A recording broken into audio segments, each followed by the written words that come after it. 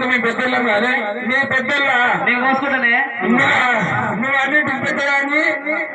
ఫలానుభవాన్ని పట్టవించానికి అన్నింటికి పెద్దదాన్ని నువ్వు దేనికైనా పెద్దదాన్ని నువ్వు ఇప్పుడు కూడా పూలు ఉంటాయి ఖరాబ్ అవుతాయి అమ్మా నువ్వు ఇక ఫ్రెష్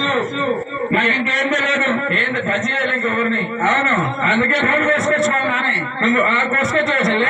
పూలు